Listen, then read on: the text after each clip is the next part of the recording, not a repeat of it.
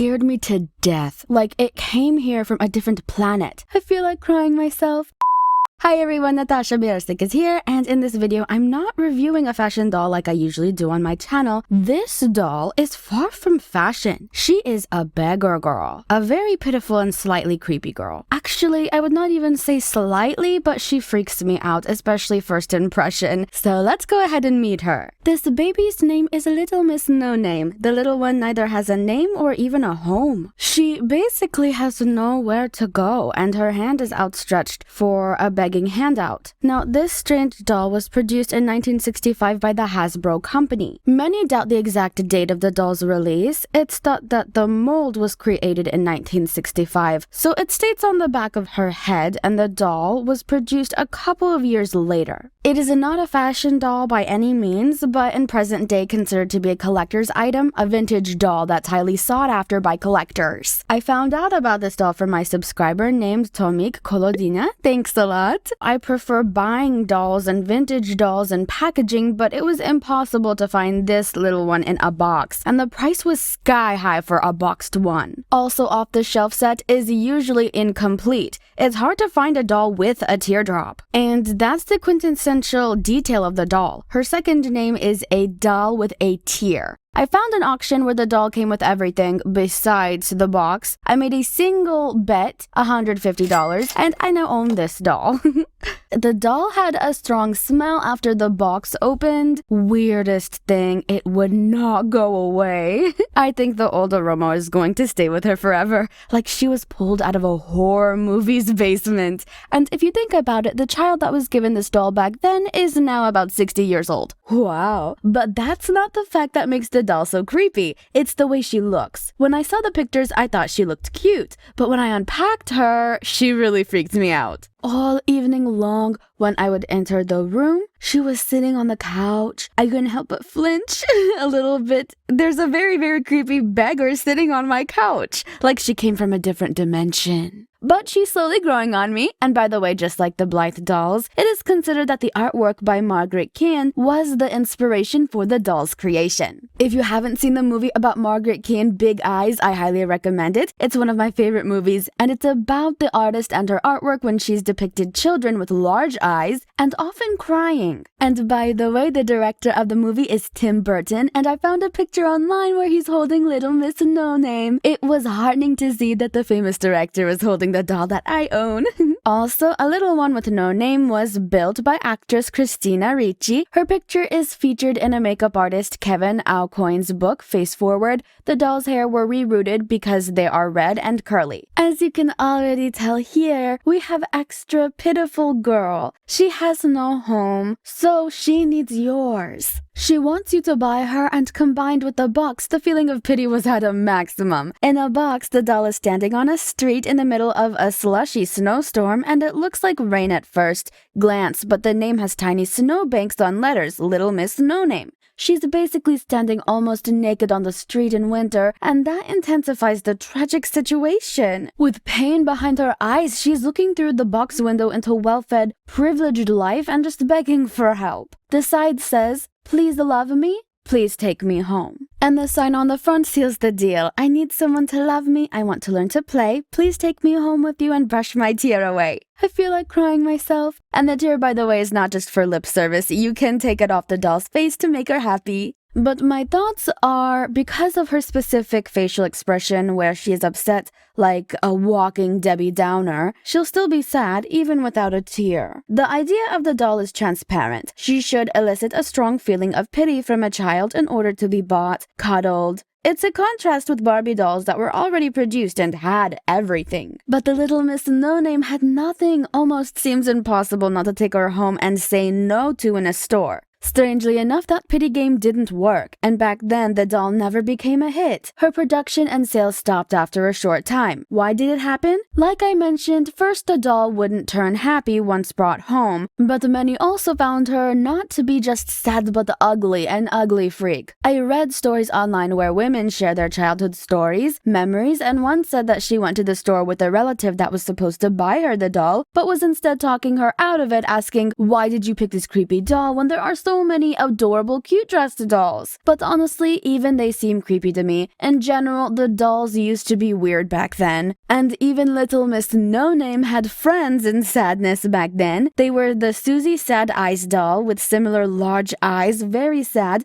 but they look cute on artwork. Not as weird as in real life, especially this one with the green under eye circles. Almost forgot I wanted to show you this themed picture with presents under the Christmas tree. They are Barbie, Trolls, and Little Miss No Name, the toy symbols from back then, and the Little Miss No Name sticks out among the rest. But before disappearing from the store shelf, this little one was featured on an instant chocolate box. Why do I mention this? Because on the back of the box there was a coupon that you could cut out, fill it in, place in an envelope, and also add $3.99 there. It is very cheap and looks like sale, so that they were trying to get rid of the rest of the Little Miss No Name dolls left at the warehouses using the instant chocolate. And after you send the envelope with the money, you get a homeless little one in return. She reminded me as a girl from the story by H.C. Andersen, The Little Match Girl. I also watched the cartoon, and the situation was very saddening there. It reminded me of Little No Name, but her ending is way better than compared to the character from that story. She is adored by collectors all over the world. They buy multiple copies. Many make costumes and one-of-a-kind dolls. Many one-of-a-kinds are weird, but some are cute. She also gets her hair re-rooted a lot. I even found an Ever After High Oak doll inspired by Little Miss No Name. She pulled on many people's heartstrings, including mine. Let's take a closer look because, to say the least, she is different. Here we have a child doll. She is 15 inches tall, higher than Ever After High, Monster High, and even taller and larger than Pull Up and Blythe. Comment how old you think she is. I guess around 4 fits the idea. Her head is rectangular, very unusual mold, and take a notice that the head is tilted to the side. It is not a defect, it's done on purpose, so that it looks like she slightly tilted her head while she is begging. And the head is made out of rubber. Here's how the ears look. She has rooted blondish hair. They're not perfectly shiny and smooth, of course. I mean, we have a street girl here, so it's pretty character fitting. They are thick overall, nicely rooted, no oily effect, and there's even a part rooted in the middle. I'm not sure if her previous owner cut any length off. It kinda just looks like the original length, but not very uniformed. She has some kind of hair band, essentially a basic green elastic band like inside underwear. It could be a different elastic, not the one she had from the start, but I wanna think that it's the original one.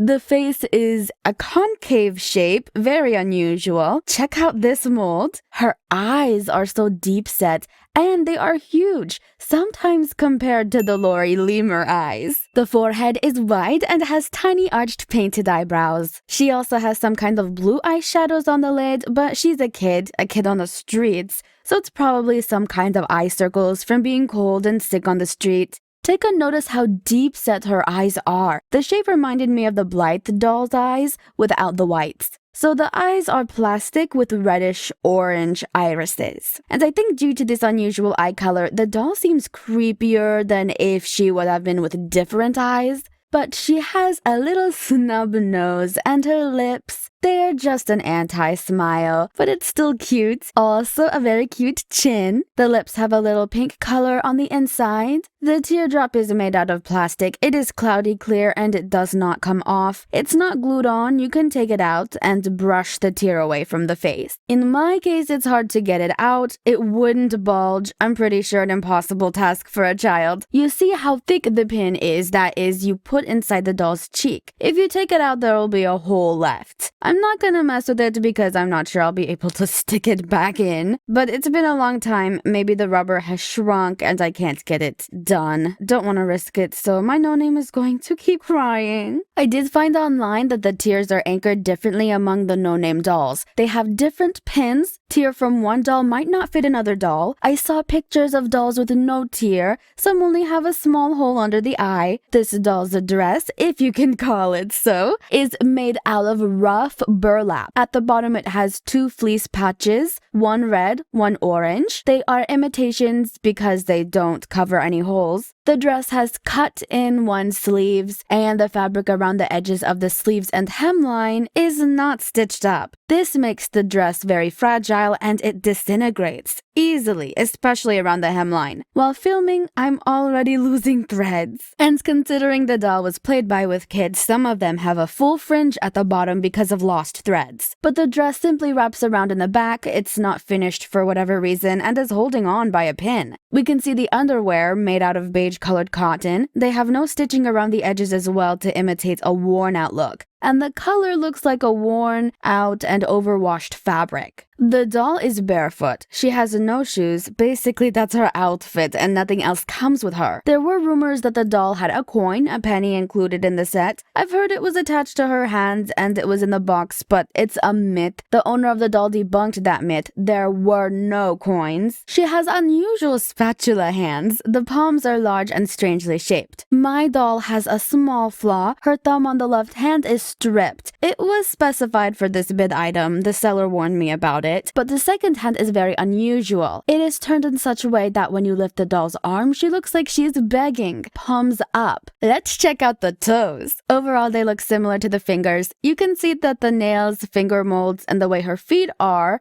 the doll can stand and they're extra stable. Here's a little naked no-name in front of you. Reminds me of my childhood cute dolls. The body shape, not my framework. Very not used to this, but it is still interesting. Check this out. I noticed the different color of the head and body right away. It is because the head and arms are made out of rubber and the rest is plastic and it's a different color. Her tummy really sticks out, most likely from hunger and not from eating too much. Her articulation is standard like any doll of this format. There are hip joints and shoulder joints. The arms and legs can move up and down and don't raise to the sides. The head can spin around but doesn't really tilt from side to side, so this position is pretty stable. That's how the butt looks. I should say the plastic looks good overall. Even though I read online how a woman bought the doll without a leg, wanted to fix it, and the plastic started crumbling, I was told the hips here by the feet have the most issues. Many have broken ones, and not very honest sellers glue them back together and sell on eBay. When I read that, I stormed into the room to check my doll's hips out. She is all good, and like I said, the body looks fine. Not creepy compared to Dorothy, who was totally trashed under the dress. Please give me a thumbs up. Please give it to me. Miss No Name is waiting for your thumbs up. And meanwhile, she gets an apple, so she's not sad. I hope it was an interesting review today and you appreciate my burning desire to tell you about this unusual doll. I'm happy to own her. Thanks for inspiring me to get new interesting dolls for my collection. And you want to hear something cool? A person gets used to things really fast. Yesterday, this doll seemed extra creepy, and today she seems extra adorable. Pitiful cutie. Really waiting for your comments regarding this doll, your overall thoughts about such dolls with history, vintage dolls that had previous owners and their own destiny. Smile more often. Let your faces have big real smiles and not anti-smiles like this little one. Okay, bye-bye everyone.